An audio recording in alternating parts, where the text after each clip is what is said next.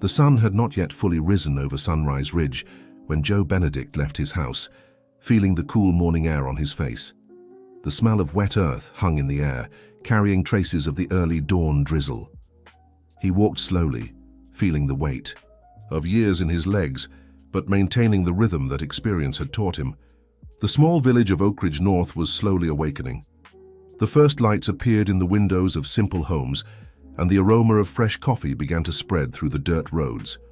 Joe waved to Sam, the baker, who was already lighting the wood-fired oven for the day's first batch. "Heading to the forest early today, old friend?" asked Sam, wiping his hands on a white apron already marked by time. "Father Edward asked for wood for the new altar. Said he wants to inaugurate it before St. Benedict's feast.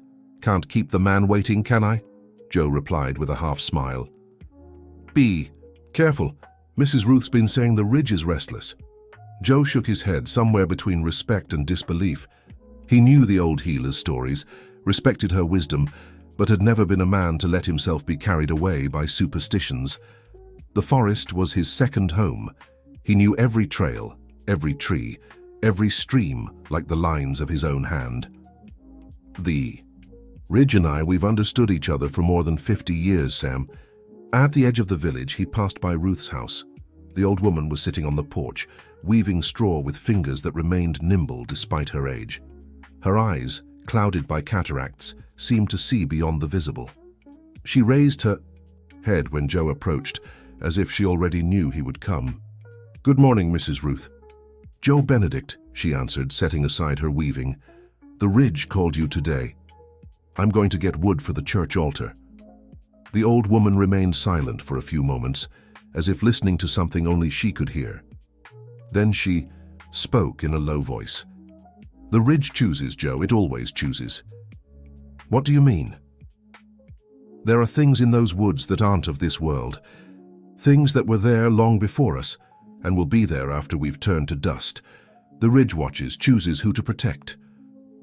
Joe felt a slight discomfort, but smiled respectfully. "You worry too much. I'll be back before lunch." Ruth didn't answer, just resumed her work with the straw, but her eyes didn't leave Joe until he disappeared down the trail leading to the forest.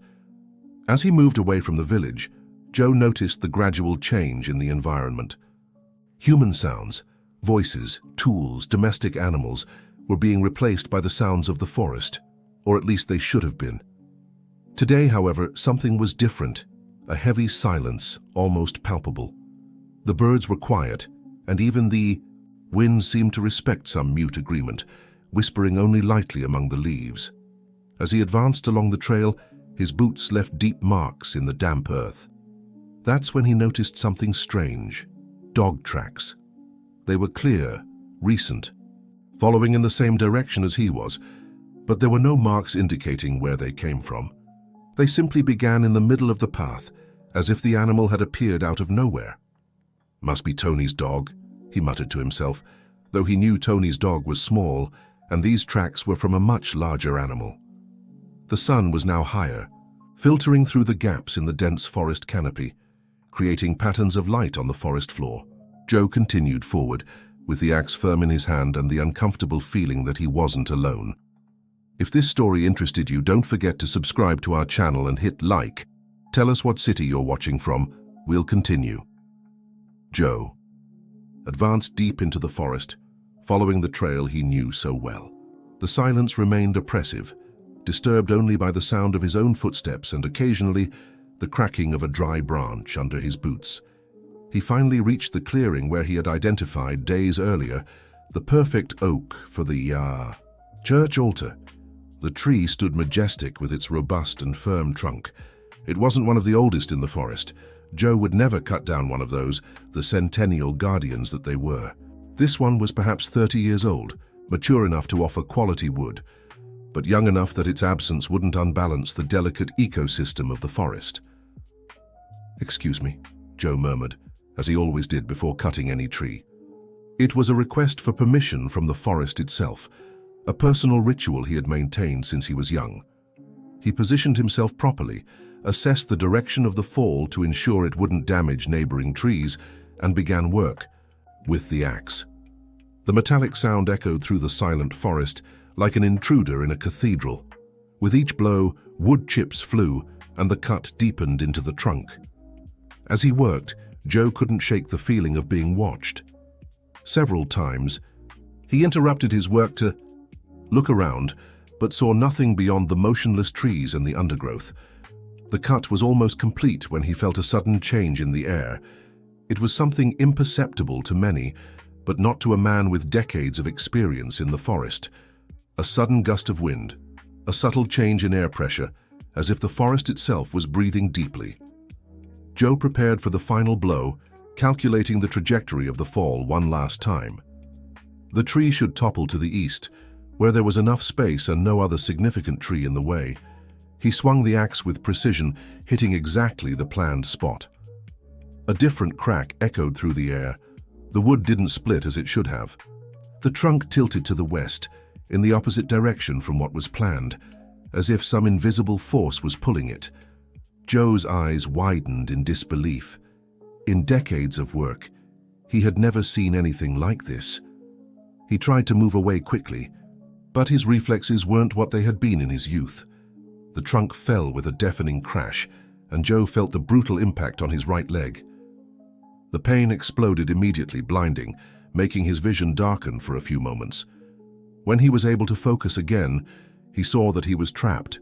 The trunk was crushing his leg against the ground, imprisoning him like a relentless trap. "Help!" he shouted, but his voice seemed swallowed by the vastness of the forest. He knew it was useless. The village was too far away, and no one else was in the woods at that hour. Cold sweat ran down his forehead as he tried to control his breathing. The pain was unbearable, but the fear was worse. The sun was already high. He had hours ahead before anyone would notice his absence and come looking for him. And a night in the forest, with the low temperatures and predators. He tried to push the trunk using all the strength in his arms, but it was useless. The tree was too heavy. He desperately searched for something within reach, a lever, anything he could use to free himself, but there was nothing. That's when he heard the first sound after the forest's long silence. A low growl, coming from the shadows between the trees. Joe felt his heart race. His eyes scanned the vegetation around, trying to identify the source. And then he saw it. A black dog, large with short, shiny fur, standing a few meters away. Its eyes were deep, almost human, observing Joe with a disturbing intensity. There was no collar, no sign of domestication. It wasn't a hunting dog, nor did it look like a common stray. There was something different, something almost supernatural about its presence. "And go away," shouted Joe, fearing that the animal, sensing his helplessness, might attack him. But the dog didn't move. It continued to observe him, motionless as a statue, only its chest rising and falling with its breathing. After a long moment, it took a step forward and another, slowly approaching Joe. The man tensed, preparing for the worst, but something in the animal's behavior didn't suggest aggression. There was a deliberate calmness in its movements, an intelligence in its eyes that Joe had never seen in any other animal. The black dog came closer, stopping just a meter from Joe. Its eyes, a deep amber, seemed to penetrate to the man's soul. Joe remained motionless, alternating between fear and a strange feeling that the animal posed no danger. The dog began to sniff the air around the fallen trunk, slowly circling it. When it reached the part where Joe's leg was trapped, it stopped, and then, to the man's complete surprise, it began to dig. Its paws worked with almost surgical precision, displacing the earth around the base of the trunk. It wasn't frantic, digging as a common dog would do, but methodical, intentional. With each minute, the pressure on Joe's leg decreased slightly. "What are you doing?" murmured Joe, more to himself than to the animal. The dog didn't stop, continuing its tireless work. In a few minutes, it had dug enough to create a significant opening under the trunk. Then it stopped and looked directly at Joe, as if waiting for him to try to free himself. With extreme effort, supporting himself on his hands, Joe pulled his body backward. The pain was excruciating, drawing a cry from his lips. But something gave way, and finally his leg slid free. He fell backward, gasping, feeling momentary relief that soon gave way to awareness of the injury. His leg was in bad shape. It didn't seem broken, but there were deep lacerations and he wouldn't be able to put weight on it. He looked at the dog, which remained motionless, watching him. "Thank you," said Joe, feeling somewhat foolish for thanking an animal, but at the same time convinced that this was no ordinary dog. He tried to stand, but his leg wouldn't support his weight. He was miles from the village, unable to walk. Despair began to grow again. The dog moved closer, brushing its body alongside Joe's. That's when he understood the animal was offering support. Hesitantly, Joe grasped the thick fur of the animal, which remained firm, supporting part of his weight. With difficulty, he managed to stand. The dog positioned itself at his side, allowing Joe to lean on it. It was surprisingly strong for its size, almost as if it possessed supernatural strength. "You're going to help me get back?" asked Joe, not really expecting an answer. The dog began to walk slowly in the direction of the trail that led back to the village. Joe followed, using the animal as support. Each step was torment, but the dog maintained a constant pace, adjusted to his limitations. In Joe's mind, Mrs. Ruth's words echoed, "The ridge chooses, Joe, it always chooses." As they slowly walked along the trail, Joe began to notice something strange. The dog wasn't exactly following the path he had used to get there. Instead, it was guiding him along a slightly different route, narrower and less evident, but also more direct and with fewer obstacles. "You know this place well, don't you?" murmured Joe. The animal continued with determination, stopping occasionally to allow Joe to rest. During one of these moments, while catching his breath leaning against a tree trunk, Joe observed his savior more closely. The dog was truly unusual. Its black fur had an almost bluish shine under the sunlight, and there was no sign of wear or dirt, as would be expected in a wild animal. "Where did you come from?" asked Joe. The dog just looked at him, its amber eyes conveying an ancient wisdom that no animal should possess. Then slowly, it turned its head in the direction of a distant rock formation, visible between the trees. Joe followed the animal's gaze and felt a shiver. It was the highest point of the ridge, a place wrapped in legends that the oldest residents called Guardian Rock. Stories spoke of a protector of the forest who inhabited that place, a spirit that took various forms to care for the woods and its inhabitants. Some said they had seen a huge wolf, others swore they had encountered a black panther that wouldn't naturally exist in the region, and some, very few, mentioned a black dog with eyes that seemed to see into the soul. "Are you the guardian?" asked Joe, his voice barely more than a whisper. The dog resumed walking, as if ignoring the question, but Joe noticed a new determination in its steps, as if the animal had made an important decision. They continued their slow journey through the forest. The sun was already past midday when they finally spotted the first houses of the village. Joe felt immense relief, but also a pang of sadness, sensing that his connection with the mysterious animal was nearing its end. When they reached the entrance to the village, the dog stopped abruptly. Joe felt the animal move away, leaving him supported against a wooden fence. "Wait," Joe asked, but the dog was already retreating, its amber eyes fixed on the man's, as if transmitting a silent message. "You're leaving just like that?" The question hung in the air for a second, before the animal turned and disappeared among the trees, as silently as it had appeared. He barely had time to process what had happened. A shout cut through the air. "Look, it's Joe Benedict." Tony, a 16-year-old boy who dreamed of learning Joe's trade, was the first to spot him. Soon, several villagers ran in his direction, among them Mary Rose, his niece, who had been under his care since losing her parents as a child. "Uncle Joe, my God, what happened?" asked the young woman, her brown eyes wide with concern. "The tree fell on my leg," he managed to say, exhaustion finally taking over his body. Two men supported him, and soon he was being taken to Mrs. Ruth's house, the only one in the settlement with sufficient medical knowledge to treat serious injuries. The healer's house was at the end of the main street, a simple but welcoming construction, with medicinal herbs drying hung on the porch. The smell of plants, oils, and ointments filled the air. Ruth was already at the door when they arrived, as if she knew they would come. Her wrinkled face showed no surprise at Joe's condition. "Take him inside, to the back room," she ordered, her voice surprisingly firm for someone her age. They placed Joe on a simple but clean and soft bed. Ruth dismissed everyone except Mary Rose. "You stay, girl. I'll need help." The old woman examined the wound with experienced hands, cleaning it with an herbal infusion that burned like fire. Joe gritted his teeth but made no sound. "You were lucky," Ruth said after the examination. "No broken bones, but the muscle is badly injured. It will take time to heal completely." "I don't have time," retorted Joe. "The church altar." "The altar can wait," Ruth cut him off. "The ridge has spoken, and when it speaks, we listen." Mary Rose looked from one to the other, confused. "What are you talking about? What's this about the ridge speaking?" "Your uncle. Will tell you, won't he, Joe?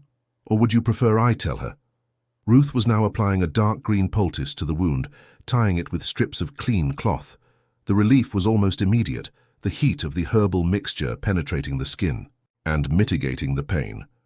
"I'll tell her," Joe finally said, and he related everything: the strange silence of the forest, the inexplicable fall of the tree, and especially the black dog that had appeared out of nowhere and helped him return.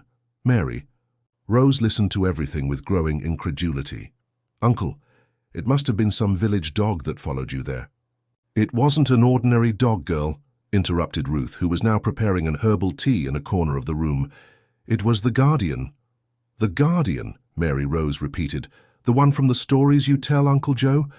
I thought it was just a legend." "I thought so too," admitted Joe. "Until today." Ruth served tea to Joe, who sipped it slowly, feeling a comforting warmth spread through his body.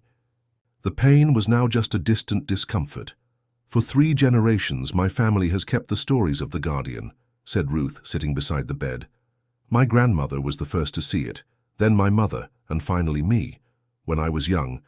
About your age, Mary Rose." The old woman rose with some difficulty and went to an ancient chest in the corner of the room. From it, she removed a bundle wrapped in fabric faded by time. When she opened it, she revealed a painting, yellowed and cracked with age, but still clear enough for them to see the image of a black dog, identical to the one Joe had encountered in the forest. "My grandmother made this painting after the Guardian saved her brother, who was lost on the ridge during a storm." Joe observed the painting, amazed. There was no doubt it was the same animal with the same penetrating eyes that seemed to see beyond the visible. "And that's not all," continued Ruth, opening a drawer of the small table beside the bed. From it she removed an old diary, bound in leather cracked by time. "Here are recorded all the appearances of the Guardian since my grandmother began this diary, more than 100 years ago." The diary was written in delicate handwriting, though already faded by time. The yellowed pages exhaled the characteristic odor of old paper. Ruth opened it with reverential care and began to leaf through it slowly. "Look here," she said, pointing to an entry dated 1894. "My grandmother Constance wrote about the first documented appearance of the Guardian." Joe took the diary with trembling hands and read aloud. "Today, May 15th, 1894, my brother Joaquin returned alive from the ridge against all hope. 3 days missing during the worst storm we've ever seen. He says he was guided by a black dog with eyes like the setting sun, which appeared out of nowhere and led him along safe paths. The animal left him at the entrance to the village and disappeared into the woods. No one here owns such a creature, nor are there reports of wild dogs with that description in the region. So I believe it was the guardian spirit of the ridge, the one the ancients called the watchful shadow." Joe felt a chill run down his spine. It was exactly the same experience he had just lived through. He continued to leaf through the diary, finding similar entries over the years. Here in 1923, Mary Rose pointed out, reading over her uncle's shoulder. "A man named Severino was saved when he was about to be attacked by a mountain lion. And in 1945, added Ruth, my own mother encountered the Guardian when she got lost in the densest part of the forest. She was pregnant with me at the time. She always said that if it weren't for the black dog, neither she nor I would have survived." Joe advanced to the more recent entries. One of them, dated 1975, caught his attention. It was Ruth's handwriting now. "Today the Guardian came to me for the first time. I was collecting herbs on the north slope when a landslide began. The black dog appeared before I could sense the danger and pulled me by my skirt, taking me to a safe place seconds before the rocks came down. His eyes, I will never forget those eyes, as if they could read my soul. I tried to touch him in gratitude, but he backed away and disappeared among the trees. I felt it was a privilege, a calling. The ridge chose to reveal itself to me. Mary. Rose, who was now also reading the diary, looked at Ruth with a puzzled expression. So you were also saved by the guardian. Why have you never told us these stories? No one would believe, the old healer answered. You young people think they're just old folks' superstitions, and perhaps it's better that way. Some truths should only be revealed to those. The ridge chooses. But why would the ridge choose me? Asked Joe, confused. I'm just a carpenter. A carpenter who spends his life going in and out of the forest, cutting trees, observed Ruth with a penetrating, Look, perhaps the ridge wanted to show you something, to make you understand something you hadn't yet realized. Joe reflected on those words. It was true that he had always respected the woods, never felling trees unnecessarily, always planting new specimens for each one he cut. But was that enough? Night was already falling when Father Edward arrived to visit the injured man. He was a thin man, about 50, with graying hair and a generally severe expression that softened only during Sunday masses. I heard about your accident, my son, said the religious man, approaching the bed. How are you feeling? Better, thanks to Mrs. Ruth's care. The priest looked at the herbal poultices on the wound and frowned slightly. He had never fully approved of the healer's methods, preferring conventional medicine. But in Little Oak Ridge North, Ruth was the only option in many cases. The altar will have to wait, Father, said Joe. I won't be able to work for a few weeks. Don't worry about that now. Your health is more important. While the priest and Mary Rose discussed preparations for the next patron saint's feast, Joe picked up the diary again and opened it to a random page. His eyes were drawn to an illustration, a charcoal sketch of a rock formation that he immediately recognized. It was Guardian Rock, the highest point of the ridge, toward which the black dog had looked during their walk back. Below the drawing, a single phrase, "The center of everything is here, the source of the mystery." Joe raised his eyes and found Ruth's gaze fixed on him. The old woman nodded slowly as if confirming an unasked question. Rest now, she said, taking the diary from his hands. When you've recovered, we'll continue this conversation. But Joe knew he couldn't wait. Something was calling him, an inexplicable force that he couldn't ignore, even with his injured leg. That night, while everyone slept, he heard a distant bark coming from the direction of the ridge. It was a call, and he needed to answer. Night enveloped Oak Ridge North in its dark mantle. The few lights in the houses went out one by one, until only silence and darkness reigned. In Mrs. Ruth's house, Joe shifted restlessly in bed. The healer's medicinal tea had eased his pain and should have made him sleep, but his spirit was alert, his mind full of unanswered questions. Through the open window, the night breeze brought the perfume of the woods, and with it something more, a sense of urgency, a call that couldn't be heard, only felt. Joe tried to ignore it, closing his eyes tightly, but it was useless. The call persisted like a distant echo of something very ancient and powerful. That's when he heard it, a solitary bark, distant, coming from the direction of the ridge. It wasn't the common bark of village dogs. It was deeper, more melodious, almost like a song, and Joe knew instantly who it was. He rose with difficulty, testing his injured leg. The pain was still there, but bearable. Ruth's poultices had worked wonders. Supporting himself on an improvised staff that Mary Rose had left beside the bed, he managed to stand. "You shouldn't be getting up," said a voice from the shadows, startling him. Ruth was sitting in a rocking chair in the corner of the room, almost invisible in the darkness. Her eyes shone like a feline's, catching the few rays of moonlight that penetrated through the window. "Did you hear it?" asked Joe, not bothering to pretend he wasn't planning to leave. "Yes. And I also know—" "You need to go." The old woman rose slowly and went to an ancient wardrobe. From it she removed a small bundle of fabric, which she handed to Joe. "Take this. It will help in your journey." Joe opened the bundle, revealing a small amulet carved in wood, the form of a dog, sculpted with surprising skill. The piece seemed ancient, its contours softened by the handling of several generations. "It was my grandmother's. She made it after her encounter with the Guardian. She said that as long as someone carried it, the ridge would always point the right way." "And you believe that?" "I believe there are things in this world that go beyond our understanding, Joe Benedict, and one of them is calling you now." The bark sounded again, more urgent this time. "Mary Rose will be worried," hesitated Joe. "I'll take care of the girl. Now go, before it's too late."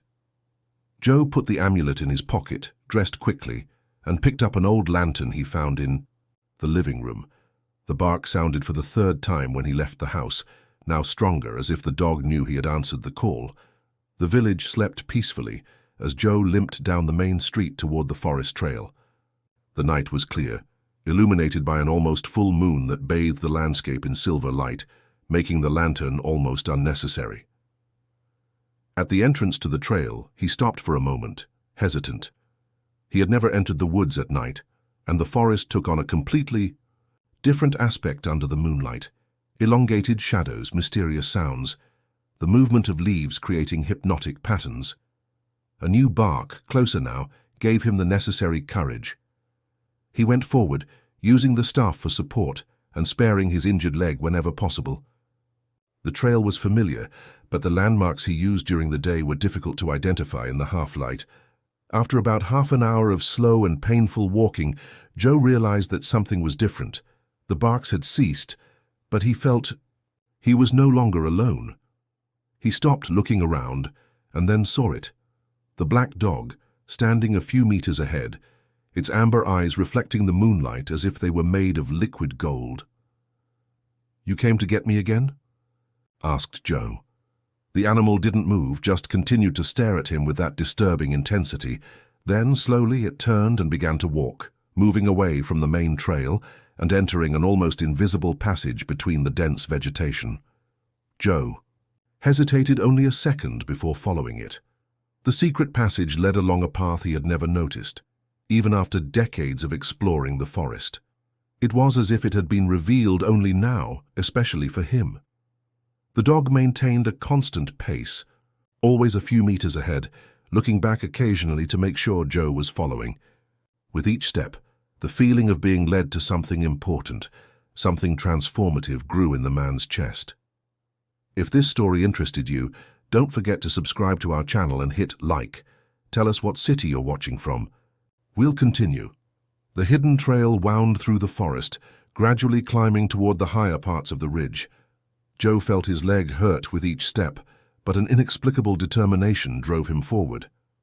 The black dog remained always visible, its fur shining under the moonlight, as if emitting its own luminescence. The vegetation changed as they advanced. The tall, leafy trees gave way to smaller specimens, more twisted by the constant wind of the higher altitudes. The air became thinner, colder, and Joe mentally thanked himself for having grabbed a jacket before leaving. After what seemed an eternity of walking, they reached a natural clearing that Joe had never seen before. In its center rose the rock formation he had recognized in the diary's drawing, Guardian Rock. In the moonlight, the rock took on almost supernatural contours, its protrusions and recesses creating the impression of a severe face looking down at the valley below. The dog stopped at the base of the rock and looked at Joe as if waiting. "What do you want to show me?" asked Joe, slowly approaching. As he got closer, he noticed something that wasn't visible from a distance, ancient inscriptions on the rock's surface. They weren't in English, nor in any other language he knew. They seemed primitive symbols, possibly Native American, worn by time but still distinguishable. Among them, repeatedly, appeared the silhouette of a dog, very similar to the one now watching him. "This was here all along?" murmured Joe, running his fingers over the inscriptions. "How did I never see this before?" The dog approached and touched with its muzzle a specific area of the rock, a small notch that seemed perfectly adapted to receive something. Joe frowned, not understanding, until he felt a weight in his pocket, the wooden amulet that Ruth had given him. With slightly trembling hands, Joe removed the amulet and examined it in the moonlight. It was indeed sculpted in the form of a dog, identical to the silhouettes engraved on the stone. He looked at the notch in the rock and then again at the amulet. They were the same size. He hesitated only an instant before placing the amulet in the notch. It fit perfectly, like a key in a lock. For a moment, nothing happened. Then a gentle tremor ran through the rock, and a section of it moved, revealing an opening, the entrance to a cave that had been hidden until then. The dog entered without hesitation, disappearing into the darkness. Joe lit the lantern and followed, each step echoing in the stony silence. The interior of the cave was surprisingly dry and free of debris, as if someone or something kept it clean. The passage soon widened, revealing a larger chamber. Joe raised the lantern, and what he saw left him breathless. The walls were covered with incredibly preserved rock paintings, showing scenes of hunting, rituals, and, most significantly, the recurring figure of a large black dog alongside human figures. In the center of the chamber was a small stone altar, and upon it something that shone with its own light, a crystal the size of a fist, emitting a soft bluish glow. The dog was sitting beside the altar, its eyes fixed on Joe. "What is this?" asked Joe, approaching the crystal. As he approached, the glow intensified, as if responding to his presence. That's when a voice sounded behind him, startling him. "It's the essence of the ridge." Joe turned quickly, almost losing his balance. At the entrance to the chamber stood Ruth, leaning on a cane, her silhouette outlined against the moonlight entering through the opening. "Mrs. Ruth, how did you get here?" "I've known this place longer than—" "You imagine, Joe Benedict," replied the old woman, entering the chamber. "I came here for the first time when I was Mary Rose's age. The guardian brought me, just as it brought you today." She approached the altar, gently stroking the dog's head, which accepted the touch with surprising familiarity. "This crystal is the heart of the ridge," continued Ruth. "The ancients who lived in these lands protected it as their most precious possession. When the settlers arrived, the last human guardians hid it here, entrusting its protection to the spirit of the forest, the one you know as the Black Dog." "But what does it do? Why is it so important?" "It maintains the balance," Ruth answered, delicately touching the crystal. "As long as it remains here, the forest thrives, the waters run clean, and the land remains fertile. But there are those who want it for other purposes." "Who?" Ruth looked deeply into Joe's eyes before answering. "Greedy men who only see the land as a source of profit, and one of them is closer than you imagine." Joe felt a chill run down his spine. "What do you mean? Who's after the crystal?" Ruth looked at the dog, which maintained an alert posture, its amber eyes moving between the old healer and the carpenter. She sighed deeply before answering. "Father Edward." "The priest?" Joe couldn't hide his shock. "It can't be. He's a man of God, dedicated his life to the town." "Not everything is as it seems, Joe," Ruth interrupted. "Edward arrived in Oak Ridge North only 5 years ago. Before that, nobody knows for sure where he came from or what he did. What I know is that since he took over the parish, he has shown an unusual interest in local legends, especially those related to the ridge." Joe then remembered the priest's frequent questions about the traditions of the place, his particular interest in the stories that the elders told about the forest and its mysteries. At the time, it had seemed just the natural curiosity of an outsider trying to integrate into the community. Now, in a new light, it took on a much more sinister character. But how did he discover the crystal? "Ancient texts, perhaps," answered Ruth. "There are manuscripts that mention the jewel of the ridges and its power over nature. Some believe it possesses extraordinary healing properties. Others say it can grant longevity, or even eternal life." "And you believe that?" "I believe there are secrets in nature that go beyond our understanding," said the old woman. "And I believe this crystal, whatever its true power, belongs to the ridge and should remain here." The black dog emitted a slight growl, turning toward the entrance of the cave. Its fur bristled, and its eyes fixed on the darkness of the tunnel leading to the outside. "He's coming," murmured Ruth, her wrinkled face contracting in an expression of concern. "Who?" The priest? In response, they heard footsteps echoing in the tunnel, and moments later the figure of Father Edward emerged in the chamber. But he wasn't alone.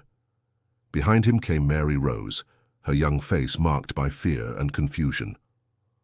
"Uncle Joe," exclaimed the young woman, trying to run toward her uncle but being held back by Edward, who firmly held her arm.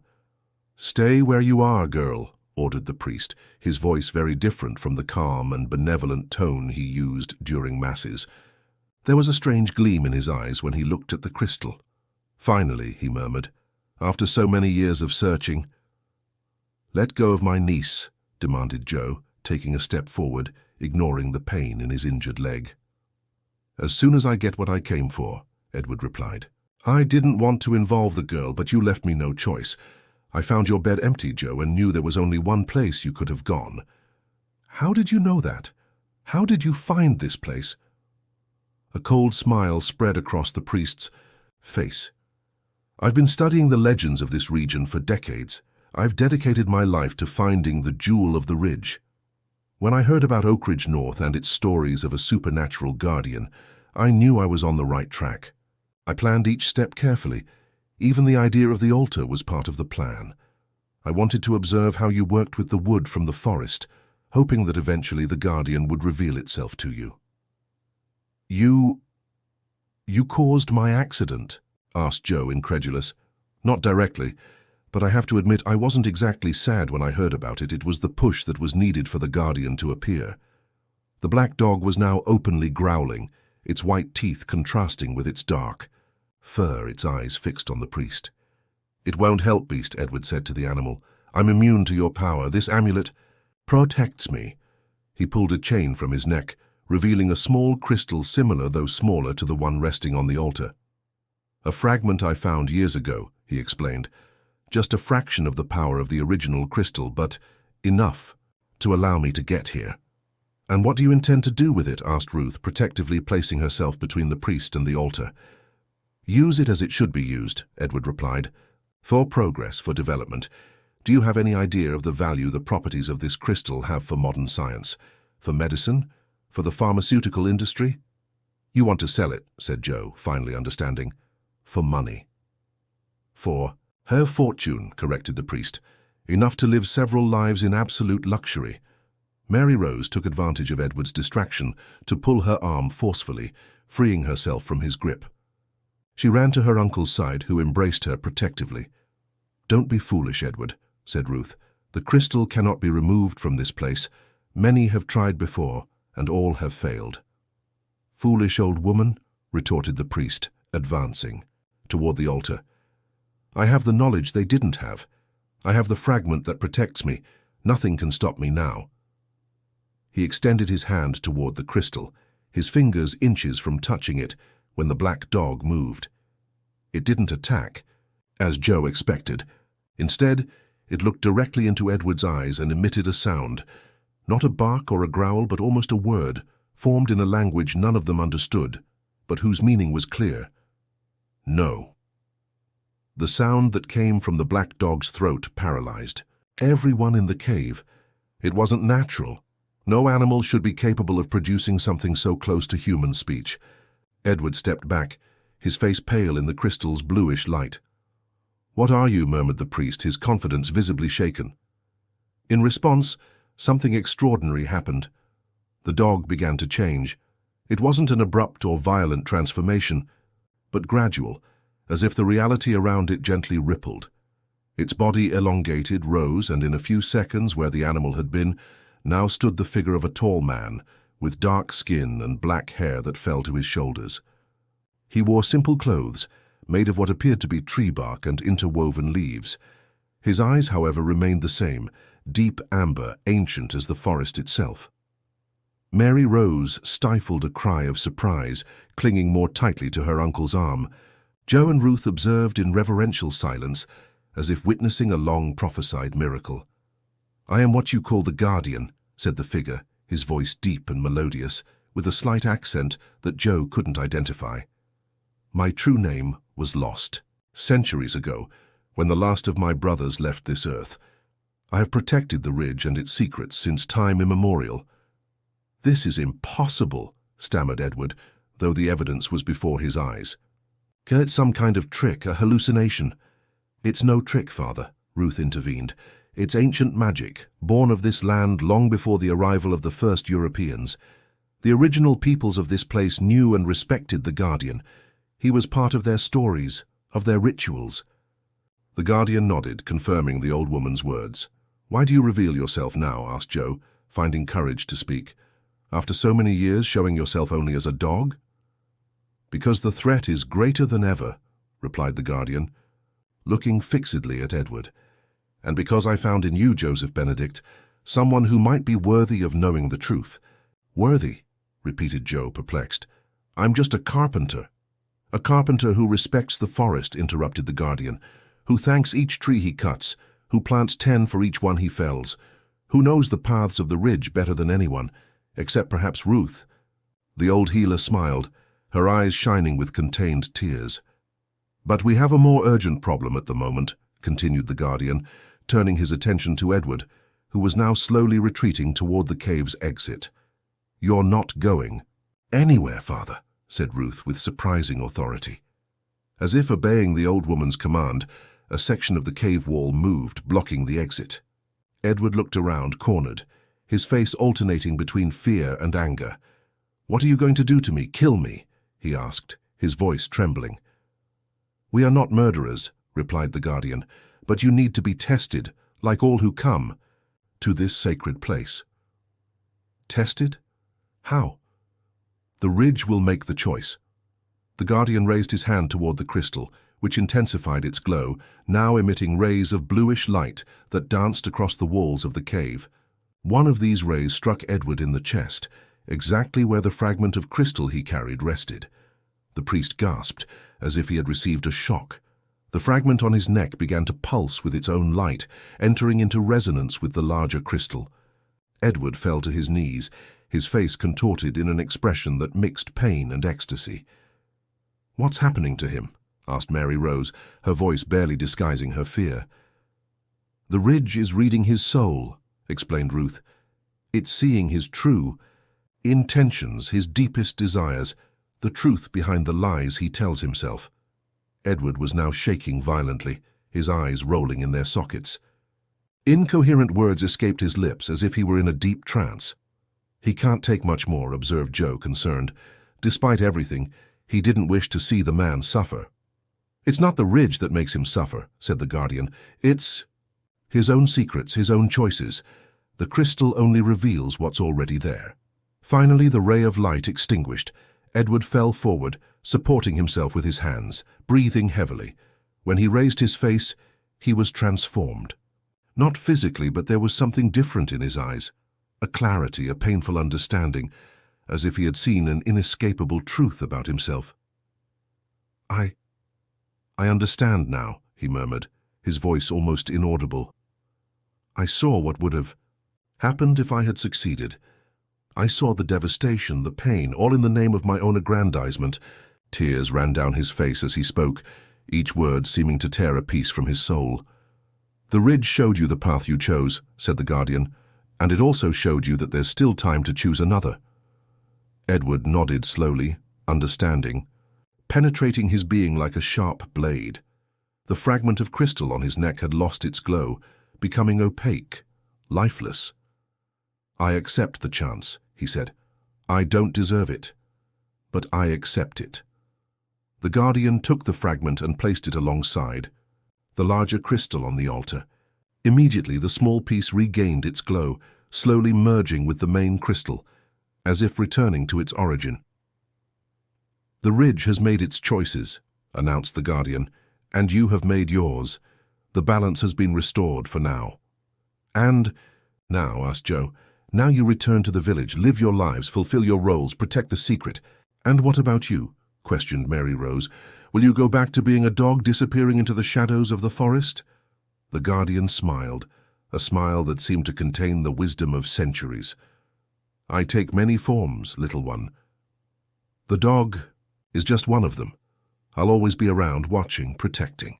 In the shadows between the trees, in the whisper of the wind among the leaves, in the reflection of moonlight on the river. Whenever the ridge needs me, I'll be there." With these words, his form began to change again, dissolving into a bluish mist that danced through the air of the cave before condensing into the familiar form of the black dog. The animal looked at each of them one last time, its amber eyes conveying a silent message of farewell before running to the exit of the cave, which opened magically for its passage. "It's time for us to go too," said Ruth, leaning on her cane. "Dawn approaches." The journey back to the village was made in contemplative silence, each absorbed in their own thoughts, processing the extraordinary experiences of that night. When they finally spotted the first houses of Oak Ridge North, the sun was already rising on the horizon, bathing the landscape with its golden light. Life would continue its course in the small village. Joe would return to his work as a carpenter, now also protector of the forest. Mary Rose would begin her apprenticeship with Mrs. Ruth, gradually assuming the role of healer and guardian of the ancient knowledge. And Father Edward would begin the long and difficult journey of redemption, rebuilding his faith and regaining the trust of the townspeople. That morning, as the residents awoke to another day of work, none of them imagined that during the night the fate of the ridge had been decided. None of them knew that among them now walked the chosen ones, the new protectors of the heart of the forest. And in the weeks that followed, many noticed small changes. Joe, more discerning than ever in selecting the trees he cut. Mary Rose, spending long hours at Mrs. Ruth's house, learning the secrets of plants. Father Edward, whose sermons now spoke eloquently about the importance of preserving nature, of respecting the land. Occasionally, someone reported seeing a large black dog at the edges of the forest, observing the village with eyes that seemed to contain supernatural intelligence.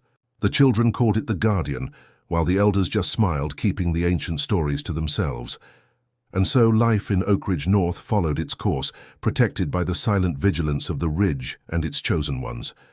Because the ridge always chooses, and as Joe Benedict had discovered on that fateful night, being chosen is not just an honor, it's a responsibility, a commitment to something greater than any of us, something that will remain long after we have departed.